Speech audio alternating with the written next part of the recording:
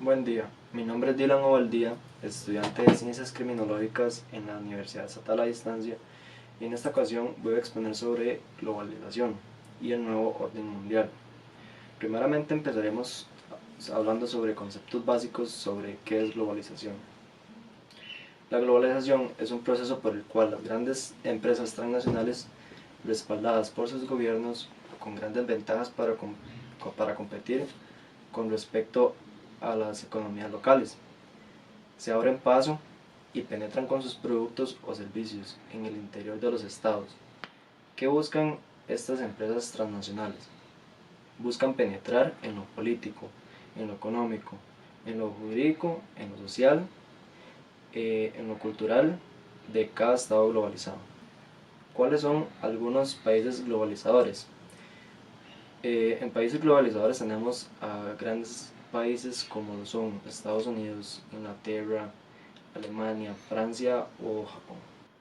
Este, Tenemos exponentes tales como el mar Albater, que afirma que la globalización se define como un proceso de suspensión de fronteras políticas, sociales y económicas. ¿Cuál es el propósito de la globalización?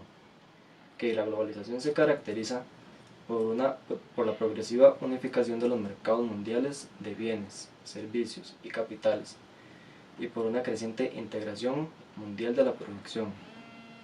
Pretende evitar, disgregar y por último eliminar fronteras físicas y reglamentarias que traban la acumulación a escala mundial del capital. Una característica que distingue a este nuevo tipo de globalización es la de que los principales países que la promueven son oligarquías. Una oligarquía se entiende como aquella forma de gobierno integrada por un grupo de personas, por ejemplo, las más ricas, cuyo principio político es la avaricia y que gobiernan con el propósito de acumular riquezas en beneficio propio. En suma, la globalización es un proceso que se define por la pérdida de las fronteras nacionales como limitadoras del espacio donde tienen lugar los flujos comerciales y económicos principalmente. Este proceso cuenta con diversos motores. 1. El impulso empresarial con desarrollo tecnológico de punta. 2. La sed insaciable de acumulación de capital. 3. Y la acción política voluntaria o bajo presión de los representantes de los estados nacionales respecto a participar en el juego globalizador. Son los mismos gobernantes de los estados globalizados quienes, en algunos casos, se apresuran a adoptar con sumo gusto la moda de las nuevas teorías y a implementar las nuevas políticas globalizadoras, mientras que otros lo hacen bajo presión de las mismas oligarquías de sus aliados. Los organismos financieros nacionales,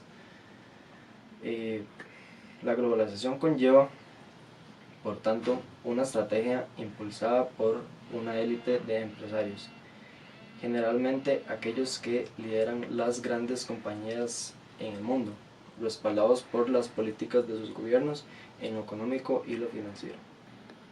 Una vez establecidos diversos procederes de la globalización y sus características y propósitos, procederemos a explicar cómo afecta dicha globalización en el ámbito político y económico a Latinoamérica.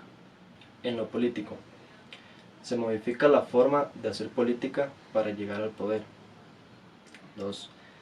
Se incorpora el marketing a las compañías políticas, empleo de medios de comunicación afines al candidato, lo que genera un bombardeo de información, debates televisivos con descalificativos personales.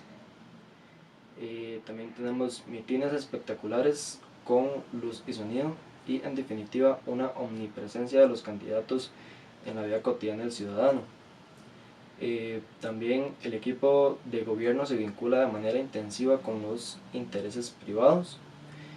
El sector privado interviene fuertemente en la política, por un lado durante las campañas electorales y por otro lado mediante lobbies. De esta manera, al tiempo que se participa en política, se influye en las demás decisiones públicas. Se estructura el Estado, influenciados por la ideología neoliberal, y mediante la globalización se produce un desacreditamiento del Estado y en consecuencia se procede a su desmantelamiento. Desmantelamiento llevado a cabo mediante una política de privatizaciones que provoca a su vez un aumento en la tasa de desempleo, al sumarse al paro una parte de los servidores públicos despedidos. También tenemos una reducción de la participación del Estado en campos cuyas funciones anteriormente estaban consideradas como prioritarias o básicas.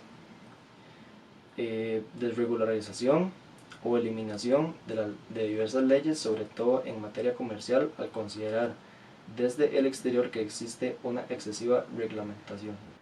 Estas fueron algunas formas sobre cómo la globalización afecta a América Latina en el ámbito político. Seguidamente explicaremos cómo afecta en el ámbito económico. En lo económico, se implementan políticas neoliberales que generan una concentración de la riqueza mediante la absorción de empresas pequeñas por parte de las multinacionales, con las cuales aquellas no pueden competir. Las grandes empresas consolidan su poderío económico en el cual puede ser usado también políticamente. En algunos estados, sobre todo del tercer mundo, una empresa llega a tener más poder que el mismo gobierno e incluso puede ser capaz de desestabilizarlo. Cuando un estado deja de intervenir en el desorden en la sociedad, se manifiesta de inmediato y en el mercado comienza a reinar. A mayor protagonismo del mercado de mayor debilidad estatal, mayor inversión extranjera con su consecuente un endeudamiento. Apertura de las fronteras con el efecto de una invasión de productos del exterior sin capacidad de competencia frente a los países industrializados. Mayor dependencia económica del exterior, fortalecimiento de las empresas transnacionales y quiebra de las nacionales.